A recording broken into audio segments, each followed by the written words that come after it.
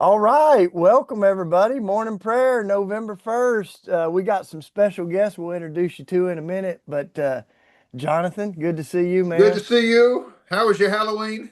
Well, it's pretty good. I thought I'd give you a little, this is a little blast of the past, but this is also for Reverend Sharon here.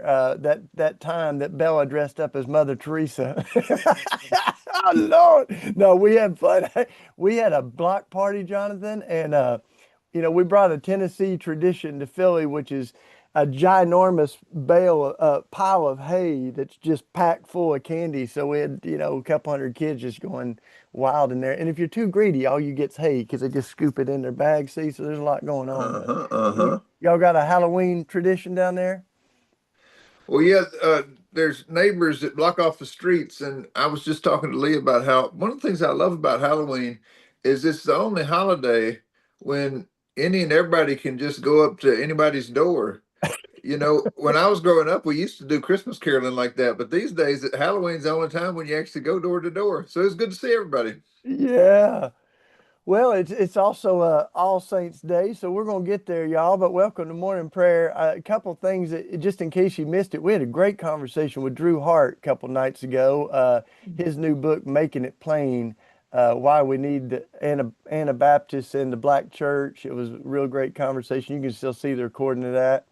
The other thing that you might not know is that we now have an online store. So you don't have to buy books off Amazon. You can get them off of our website. We're adding more every week. And so all these book club books, we're hoping to eventually be able to get them out to you. You could get a little package, all the books for the year, things like that. Other shirts, like everybody needs a shirt, right, Scotty, of Jesus busting a gun over his knee. So you can get all those. The whole Sermon on the Mount on a T-shirt. We got it on the website. So got that going on. This month, y'all, is being Christian after the desolation of Gaza. So this book is it's a powerful harmony of voices. So there's a bunch of different contributors to that. We're going to have a few of them with us at the end of the month. We'll give you the dates and all that. But for now, it's a very expensive book, partly because it's so many different voices. So we get like a 50% off or something at Whitman Stock. So you got to use that code. And don't worry if you're just here for morning prayer and you ain't ready for all this. Just we'll have it on all the socials, but that'll make it about $20 for us. So you can get that and have all these voices reflecting on Gaza and what it means to be Christian right now. Then next month, I mean in December, Jonathan, we're going to do 1984, and I invited my high school English teachers to join us. Katie's going to be our guest too. My All wife's going to right. join us. So get it, y'all. The classic 1984. We can't have George Orwell, but you're going to get Katie Brotherton as a librarian host over here. And then the last thing that we'll let you know about this morning because we're going to talk about a bit is just in 3 weeks here we're going to be in Philly, and all the guests on the this morning are going to be up in Philly sharing their hearts and their experience. We're going to fire up the forges and melt guns down. So it's not too late to join, and that's the registration right there. It's on all of our socials and everything. Uh, but this morning, November, we're remembering Dorothy Day this month. I think she was born and died in November. So we remember her, Sojourner Truth, Eberhard and Emmy Arnold, founders of the Bruderhof. It is Veterans Day or Armistice Day this month. So we have, ways that we try to remember that, not to glorify war, but to try to save lives.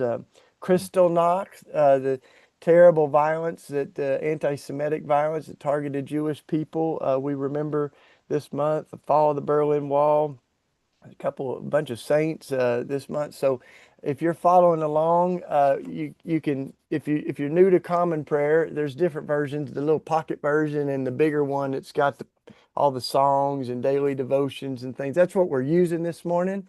But then we also love this first of the month prayer as a time to hang out with some great friends. And so we're delighted, all kind of under the theme of peacemaking this morning. But we've got Reverend Sharon Risher, who is a national treasure and a dear friend. She's part stand-up comedian, part preacher, part pastor. Just absolutely wonderful. You get up all the time. You're often with us, but today we're excited to hear from you. So thanks, and excited to be with you too in just a few weeks up Yeah, here. yeah. Thank you, Shane. Thank you, Shane, for having me this morning. It's always good to be with like-minded people and be able to just kind of let some of this stuff out, because you do. You can't keep this stuff all bottled up. And yeah, Yes, that's so And right. thanks We I'm for glad. sitting in front of the clock so we can all keep up with the time. It's Yes. got big numbers too. I like that. uh, Then we got a couple other guests this morning. Mike Martin, the founder of RAWtools, and now like just helping everybody do this work, melting guns down, chopping them up all over. Mike and I wrote Beating Guns together. He and Hannah are out in Colorado. Good to see you, buddy. Getting up early. Good morning. It's great to be with everybody. Looking forward to it. Yeah, and down there you'll see Scotty Utz. He's rocking it in North Carolina. One of the best blacksmiths and metal crafters we have, and one of the most fun too, making the high bikes, the stack bikes. I hope we get to ride one of those up here in Philly, man. Still waiting on the bike made out of gun barrels. We're getting there, but good to see you, man. Yeah, Yeah, good to be here. heading up RAWtools South, so we're excited to hear all that's happening down there, buddy. Yeah. And Jonathan, you were in DC this week. You just got back. I mean, a lot of us are waking up this morning with really heavy hearts about the dysfunction of our government and the real lives that are at stake. People, just making power plays that are very costly for our neighbors. And uh, yesterday, Jonathan, one of my neighbors came over and said there was a young man that had come 4 or 5 times to my door knocking, and um, I said, well, there must be something wrong. So I went over and uh, he was just really scared about losing the SNAP benefits. And Yeah. So this is real. You want to say a little bit more about DC? Because y'all had a powerful gathering a few days ago. Yeah, Moral Monday's delegation was on Capitol Hill on Thursday. And, trying to be very clear, as we have been from the beginning of this campaign on Ash Wednesday, uh, that, there is an attempt by the people who are leading Congress right now to slash programs that sustain people's lives. And anybody who's concerned about life has to be concerned about this. And, it's not enough to just say that government is dysfunctional right now, because it's the folks who are in charge who are saying, we're going to keep your food so we can take your health care, Yeah. right? And that's a serious issue. So the there are this was I wanted to say this here because so many of you were with us this summer. There is a real change since the big ugly bill passed in July and became law.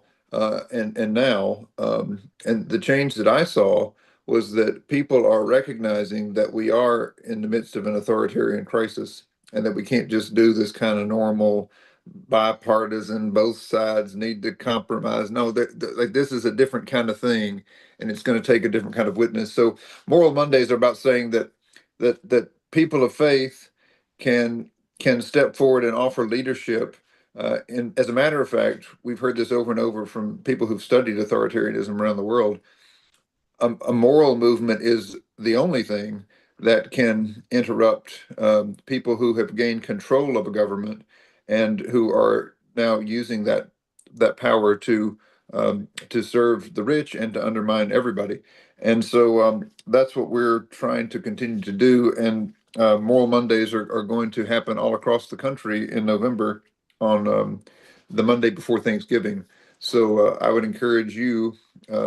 If you are part of a group, people of faith, people not of faith, whatever, um, they're grounding, but people who understand that this is a moral issue where you are, go to repairsofthebreach.org and sign up to host a Moral Monday in your place, because what we heard from the folks on Capitol Hill, including Leader Jeffries, who hosted us on the House side, was that the people who are trying to hold the line and stand against this attempt to take away so many essential services, they are recognizing the need to frame this as a moral issue and are willing to work with and embrace folks who are doing that. So that's what we're encouraging folks to do, and praying all the time that we can take care of each other in the meantime. So Mm, that's essential work in every community. yeah. Thanks, man. And yeah, I was on a little show with somebody this week, and I said they said they were Bible believing. I said, well, you're Bible believing, and if we can't see the ungodliness of billionaires and millionaires taking away food from the most vulnerable folks, then we might need to read that Bible again. Yeah, There's 2,000 verses about that. So yeah. well, good. We'll keep showing up for each other. And, even thinking of my neighbors right now, I think it's 30% of Philadelphians that have Hmm. some kind of food assistance. So this is not just, a small group of folks that are impacted by these decisions and this kind of greed and self-centeredness in our government, but um, it's a lot of our neighbors. So if we're trying to love our neighbors ourselves, we got to show up, make sure everybody's taken care of right now, and And in this case, you got to love your neighbor to even love yourself, come because on. if 30% of the people can't buy food, your grocery store is not going to stay open very long. Yeah. I mean, that's just a hard fact. Yeah. Well, we're doing prayer and action together. We always hold them together. So let's jump into the common prayer, and then when it comes to the prayer for others, we will pause and hang out with our friends and hear from Sharon and Mike and Scotty in just a minute. So, uh, November 1st, All Saints. Since its earliest centuries, the church has set aside a day to remember the great cloud of witnesses who have gone before us in the faith, stretching across the centuries and around the globe. However hard it might seem to follow the way of Jesus in our own time and place, this is a day to remember that we may be crazy, but we are not alone. Oh Lord, let my soul rise up to meet you as the day rises to meet the sun. Oh Lord, let my soul rise up to meet you as the day rises to meet the sun. Glory to the Father, to the And Son, and to the Holy Spirit, as it was in the beginning, is now, and will be forever. Amen. come, let us sing to the Lord. Let us shout for joy to the rock of our salvation. Oh, when the saints go marching in, oh, when the saints go marching in, oh Lord, I want to be in that number. When the saints go marching in. Heaven and earth are full of your glory. Hosanna in the highest. And this is Psalm 8. O Lord, our governor, how exalted is your name in all the world. Out of the mouths of infants and children, your majesty is praised above the heavens. You have set up a stronghold against your adversaries to quell the enemy and the avenger. When I consider your heavens, the work of your fingers, the moon and the stars you have set in their courses, what is man that you should be mindful of us, the Son of Man that you should seek him out? You have made us but little lower than the angels. You adorn us with glory and honor. You have given humankind mastery over the works of your hands. You put all things under his feet. All sheep and oxen, even the wild beasts of the field, the birds of the air, the fish of the sea, and whatever walks in the paths of the sea. O Lord, our governor, how exalted is your name in all the world. Our gospel reading for this morning is the beginning of the Sermon on the Mount, Matthew chapter 5.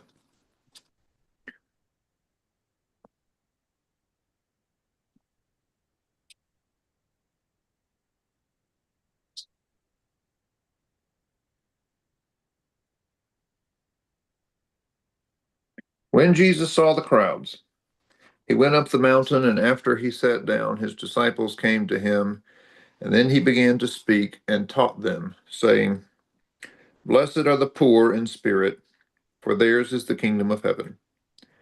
Blessed are those who mourn, for they will be comforted. Blessed are the meek, for they will inherit the earth. Blessed are those who hunger and thirst for righteousness, for they will be filled. Blessed are the merciful, for they will receive mercy. Blessed are the pure in heart, for they will see God. Blessed are the peacemakers, for they will be called children of God. Blessed are those who are persecuted for righteousness' sake, for theirs is the kingdom of heaven. And blessed are you when people revile you and persecute you and utter all kinds of evil against you falsely on my account. Rejoice and be glad, for your reward is great in heaven. For in the same way they persecuted the prophets who were before you. This is our quote for the morning from 14th century mystic Meister Eckhart. Do not think that saintliness comes from occupation. It depends rather on what one is. The kind of work we do does not make us holy, but we make it holy.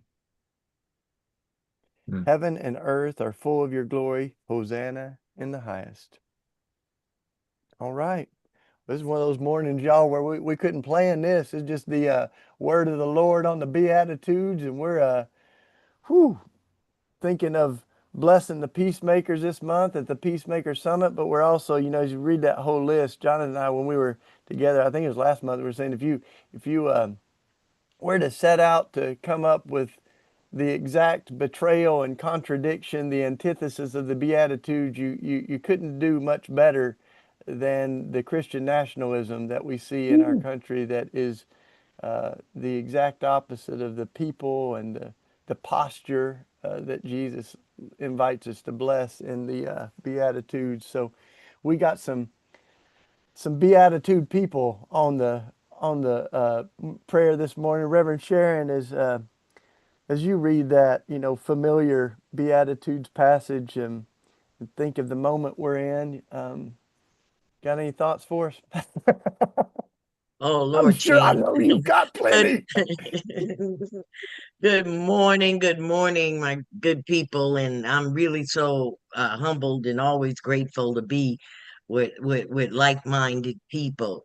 Shane, there is so much on my mind as we go through this. I'm constantly screaming at the television and thinking about, Lord, I'm tired, but what more can I do? Because we can't get tired right now. Things are really getting ready to, just go into a whole nother stratosphere.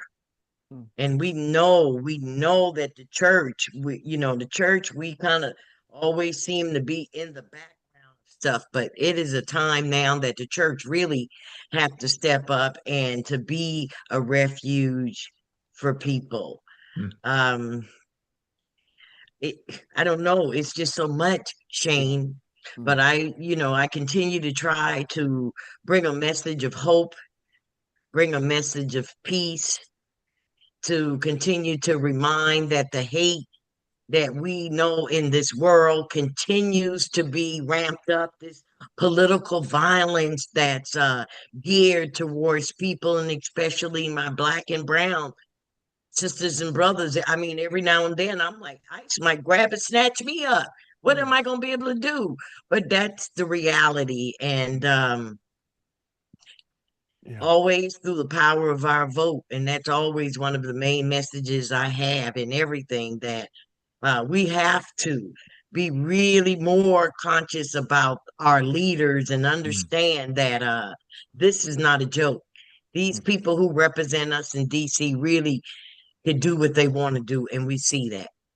So thank you. Yeah. I can't wait to get to be with other peacemakers and just to be able to, release, because this work is hard.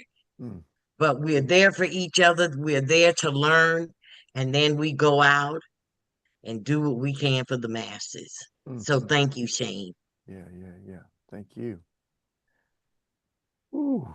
And Mike and Scotty, one of the things that it feels like the chopping of guns, Mike, you sometimes say that's the easy work, is transforming the metal, but the harder work is transforming the policies and the hearts and the priorities in our own kind of lives and in our country and our government systems. And yet part of what I find it so energizing, like when it feels so hard to change stuff in DC, to be so focused that there's a lot of stuff happening around the peacemaking work, the chopping of guns, but also the empowering of neighborhoods. We've got a whole restorative justice program in Philadelphia that we're going to hear from at the Peacemaker Summit. And we're seeing some hopeful things happen. And so I thought it'd be good for, you to share a little what you're seeing, Mike, and y'all,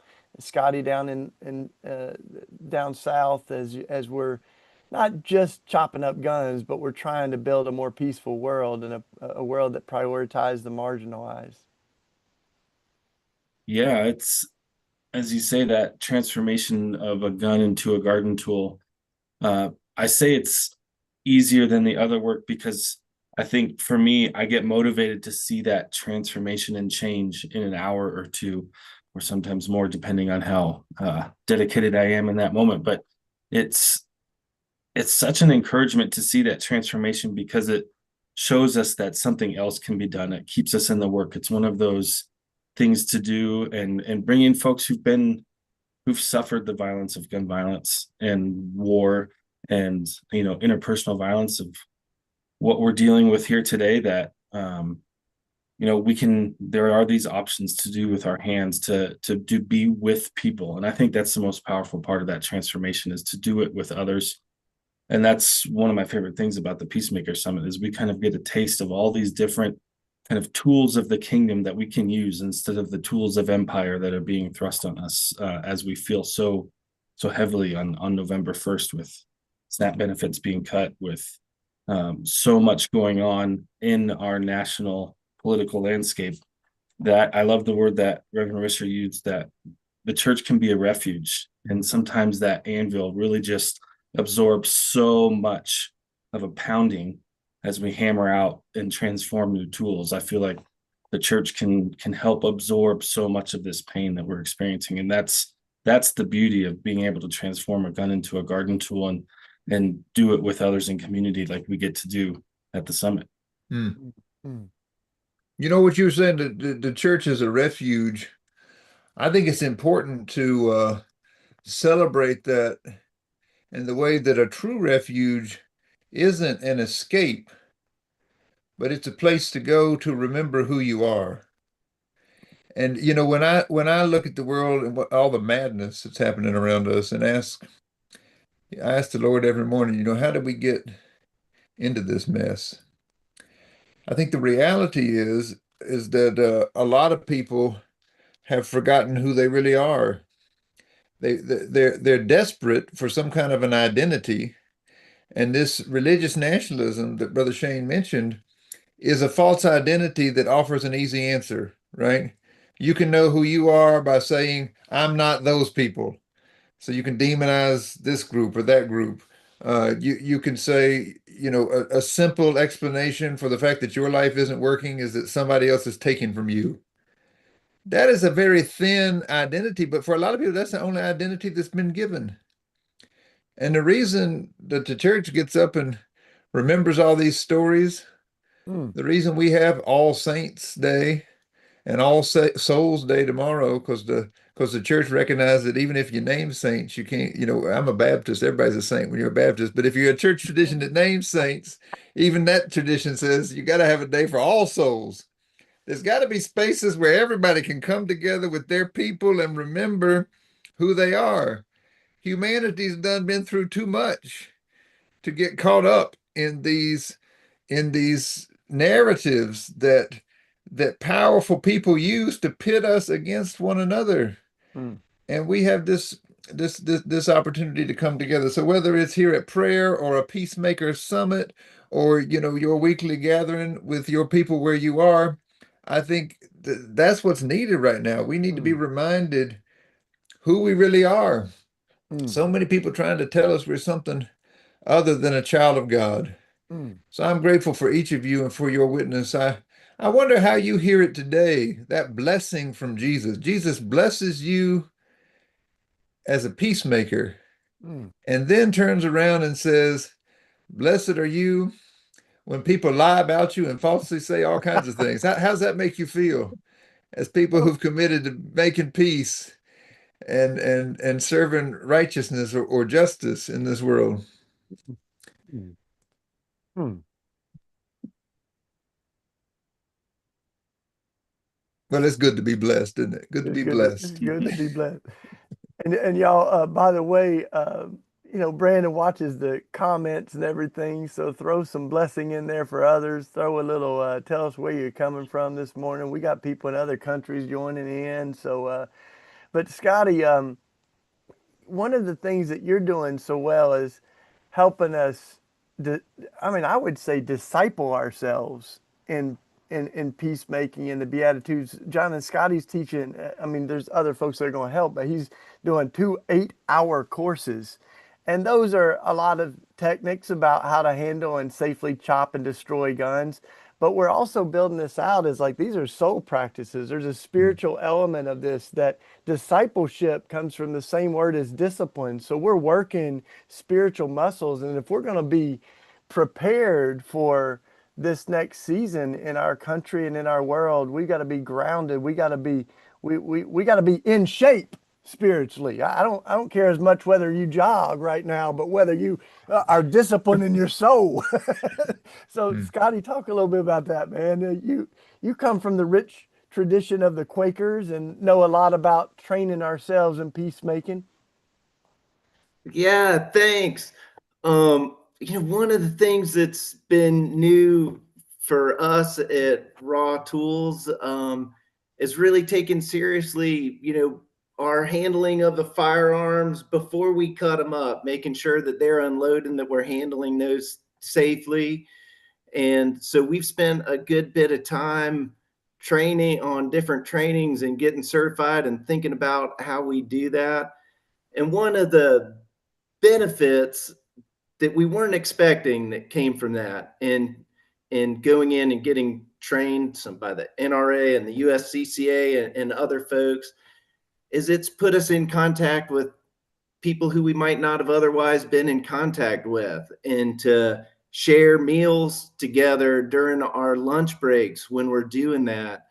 And it's helped disarm our hearts, even in ways maybe that we didn't know that we needed. And I think in this time when so many of us are kind of getting pulled more and more to different places, this space that we're creating at the Peacemaker Summit at Raw Tools, it is dependent on folks with really different attitudes about stuff and being able to be in community and have conversations and hear and understand uh, people as we Quakers say, to be able to see that of God in them, their inner light, and all folks. That's work that all of us get to keep doing. And this be getting trained more. I'm now not only a federal firearms license holder, but also an NRA instructor, so that I can teach all those skills to other folks. So our friends who maybe aren't ready to cut up their guns, we can have other conversations about how they still can do things to keep the world safe by locking them up and handling them safely and doing all of that. So that's been a new dimension to our work that's pulling us deeper into community with folks. Mm, Mm. mm. Yeah, I was not, a lot of those classes. Not everybody's taking firearms classes to chop up guns. So it's not.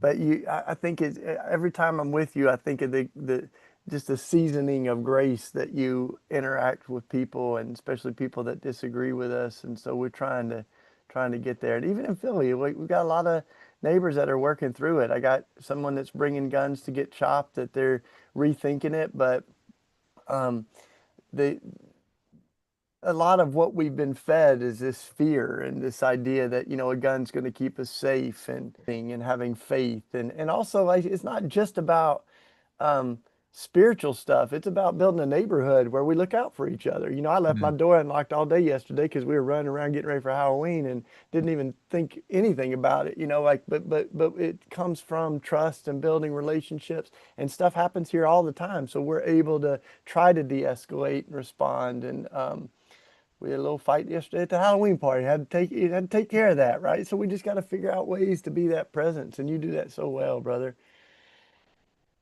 Well, Jonathan, as you went to DC, I mean, you said we're trying to get into those conversations like Scotty's talking about, but it's hard sometimes to break through the very fortified partisan and ideological walls right now. Are you seeing folks that are finding some common compassion? Or are there folks outside of just I don't know, how do we navigate that? What are things that we can do to be Well, not Jesus just told us that we have to be wise as serpents and innocent as doves. Hmm. Innocent doesn't mean to be naive.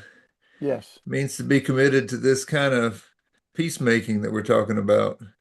A radical commitment to truth telling, to militant nonviolence, right? A commitment. I'm not going to hate you. Hmm. I'm not going to threaten your life, but I'm going to insist that we can't find a way forward until we agree on some truth. And in many ways, I think the partisan labels have become useless in this moment, Yeah. because and we've been partly trying to even teach the reporters this, Hmm. because reporters have a certain ethical commitment to tell both sides, which in their training makes sense. You need to be able to say what this person says and say what this person says, so a public can be informed about what's going on. But the fact of the matter is that in any authoritarian crisis, people who have power start creating their own truth. That's why you're reading Orwell in December, right? Like there's Yeah. this, we have some resources to draw on in terms of, this is not the first time this has happened in the world. But in a moment when MAGA Mike Johnson, who's the Speaker of the House, has shut the place down at the order of a president who's creating his own story about the world that's divorced from the facts. So you got 42 million people who, have been waiting, as everybody who has an EBT card, they've been waiting for days, sometimes weeks, to go to the grocery store today, because this is the day it's supposed to recharge. It's not recharging today. That means people can't buy their groceries. That's a reality that people are facing on the ground. It doesn't matter if you're a Democrat or Republican, independent, or you don't vote, which a lot of people don't, because they become frustrated with this system. They don't think it works. But back to Sister Sharon's point, Mm. in a moment like this, an awakening has to happen for people to realize that the power we have is our voice. And that means coming together in communities and speaking out. But if you know the Hebrew for voice is kol. In modern Hebrew, that's the same word for vote. So once you've found your voice, we've got to take it all the way to exercising collective power in our common life in order to simply assert a commitment to truth and to a democratic process where there could be two sides or three sides or 15 sides, like where there could be people weighing in with the differences of opinion, but a genuine attempt to come to some agreement about how we can meet people's needs together. So I think that's the moment we're in, and the hopeful thing about voting is that we're going into midterm elections, and there's a lot of data on this for decades now. Uh, there has rarely been a midterm election where more than 50% of people vote in modern history. But a lot of people have awakened to the crisis that we're in.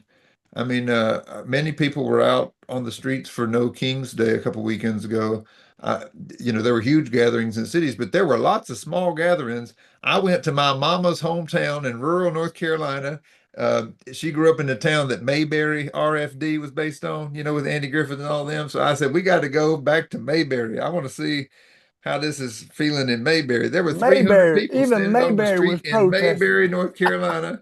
My daughter and I held a sign that said, Sheriff Andy taught us nobody is above the law. We, My Lord. and all the tourist trolleys coming through for 2 hours, waving and saying, welcome to Mayberry. But we got to talk about this in Mayberry. Yes. Mayberry is one of those places that's been just hammered by this religious nationalist rhetoric that offers people this false identity. And the reality is that there are people in these communities. There were lots of people that drove by that gave us a thumbs up, that honked their horn, right? There are people who are looking for some recognition of reality that says, we know that our grocery stores can't stay open without EBT, that our neighbors can't eat without EBT. We know that our health centers are closing, that people we know are, losing their ACA plans because these subsidies are set to expire at the end of this year under that terrible big ugly bill that passed. So as people become aware of this, it's incredibly important that we find a way to say, you don't have to associate with some label that you haven't found helpful in the past, but we need to come together and say we're going to vote, we're going to turn out, we're going to show up, and we're going to turn out against an authoritarian movement that is trying to do whatever it wants, no matter what the people say. Because if we don't do that, I don't think we have an opportunity to even have a debate about what we want in our public life. Mm-hmm. Ooh, just letting all that sink in. Mayberry showing up for No King. Reverend Sharon, I was thinking, one of the things that Drew Hart said, because he in the book club with him, he was holding together the rich tradition of liberation and deliverance in the Black church, and also the peacemaking and the kind of not in the world but not of the world of the Anabaptists. Mhm. And he said, it wasn't voting that gained Black freedom, but it was organizing and protesting and then voting. This movement building has to be a part of that too, and that's why we keep showing up in the streets. But you got any more thoughts on how we show up in this current moment from Mayberry to North Philly here? Well, let's see. A couple of weeks ago, I think CNN did a thing on Andrew Young, and I watched that. That thing was so powerful, and it showed how the Black community came together bit by bit, and that with Selma and everybody, they created the word I remembered, an economic crisis. Mhm. So we're in an economic crisis because what they're doing in DC, but our collective power, our spending, our buying can be controlled because the rich can't stay rich if people ain't making them rich. Mhm. So we have to think about ways that we can use our economic power. We don't have to be millionaires, but we can collectively get together like they did Target. Target found out real quick how things can happen. So organizing local and everything still comes from the church. Comes from the church. And so I said earlier the church is a refuge, but the church is the place to organize. Organize, yeah. Church is the place we pray that you could be safe, because we know they blew my mom and everybody up in the church, but it Uh, doesn't stop what's going to happen in the church, no matter how much they try to kill us. We're going to organize in the church.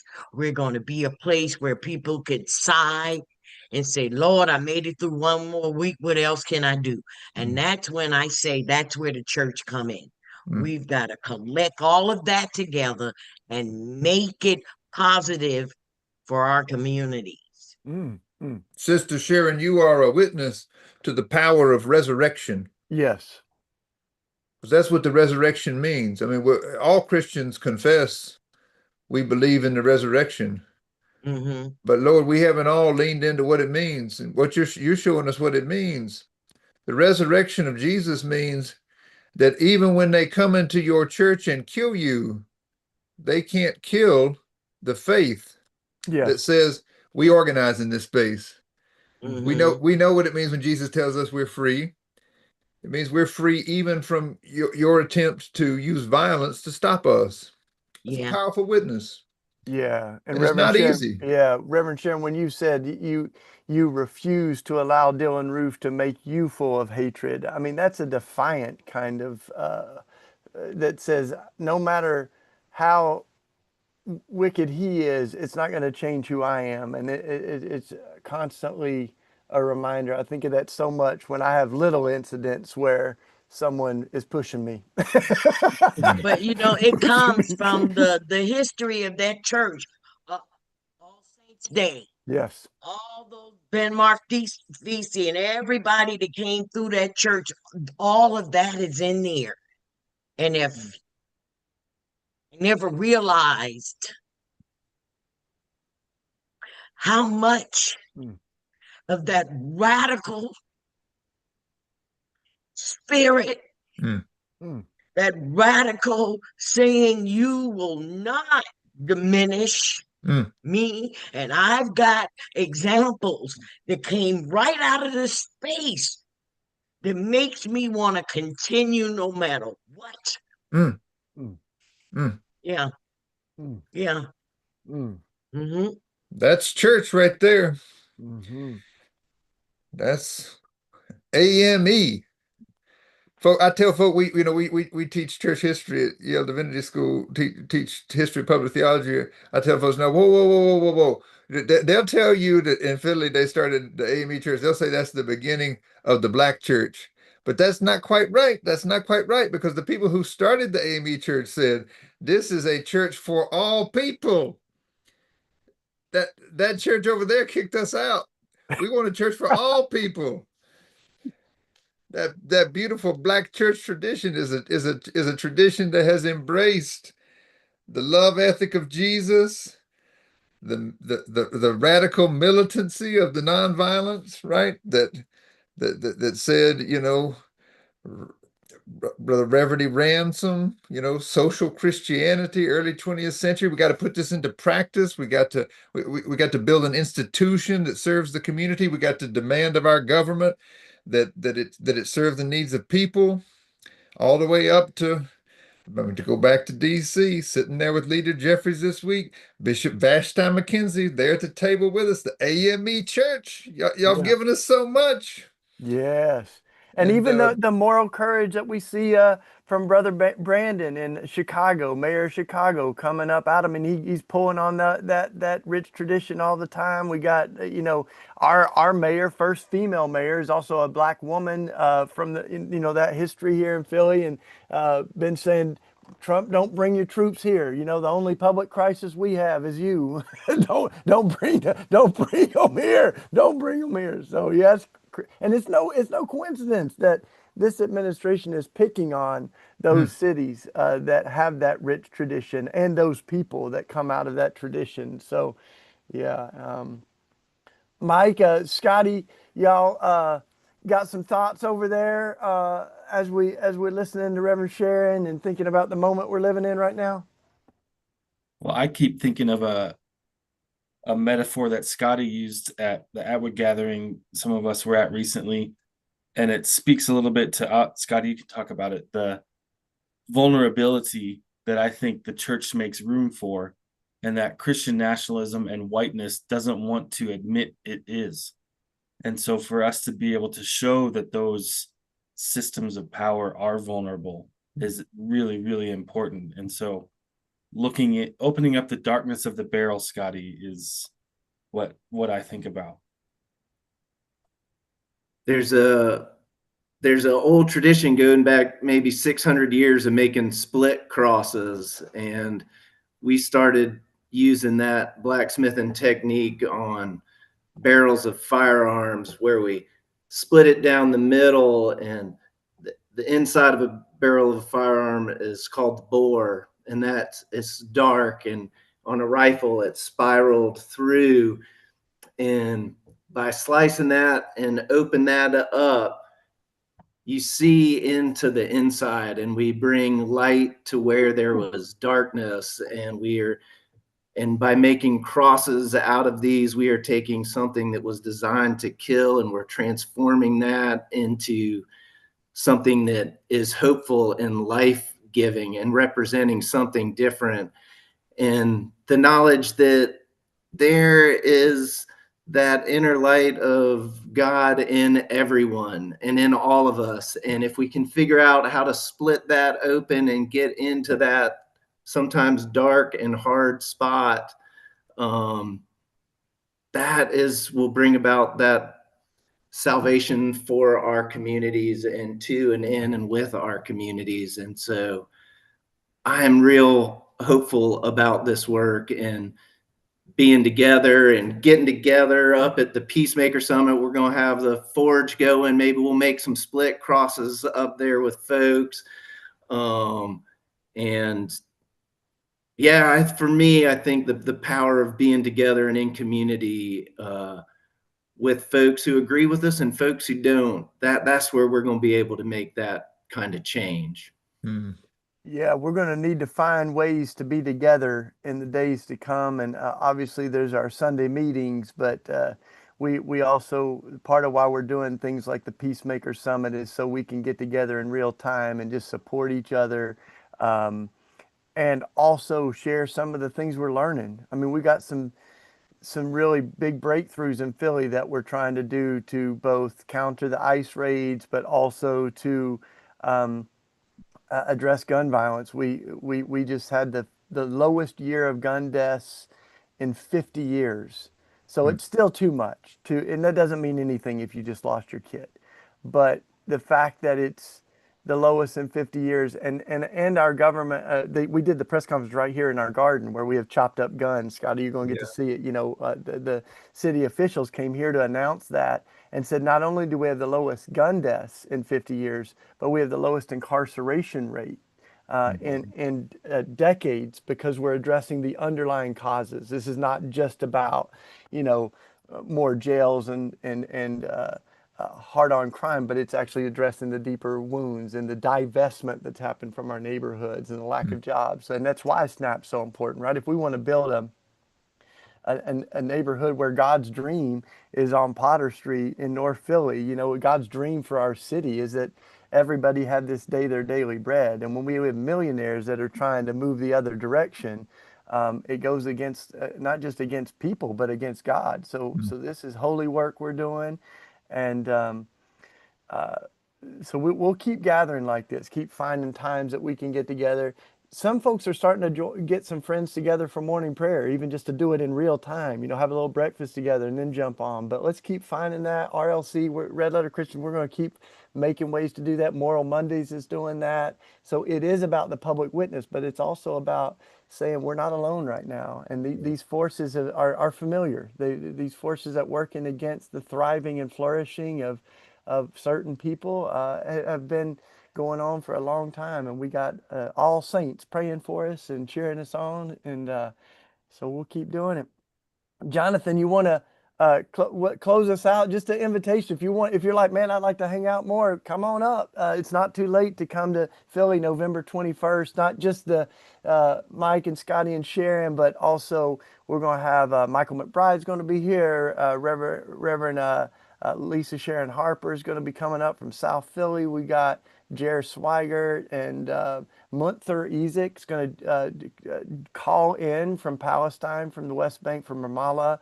There's going to be all kinds of great folks, and just folks like doing violence interruption on the streets. Tyreek and our friends at Cure here in Philly that are really training folks in how to de-escalate conflict in real time on blocks where tension's already high and people are dealing with so much with their anxiety, and we got to find ways that we can treat each other well. So there's folks, you'll get a lot out of it if you want to come, and if not this year, find another time to be together, and we're going to keep organizing. So Jonathan, pray us out, brother. Thank you, Reverend Shan. You're always a gift, and I'll see you soon. Mike, Scotty, any closing words from the three of you before Jonathan sends us out? Y'all got anything you want to say? Bless y'all. It's good to be together this morning. Lord, your saints come from every nation and every tribe. Such is the beauty of your kingdom, where every race and people are honored and recognized as being made in your image. Help us live lives of peace and reconciliation that pay homage to the diversity of your great cloud of witnesses. Amen. May the peace of the Lord Christ go with you wherever he may send you. May he guide you through the wilderness, protect you through the storm. May he bring you home rejoicing at the wonders he has shown you. May he bring you home rejoicing once again into our doors. Amen. Bless y'all. Amen. Happy November. Bless y'all.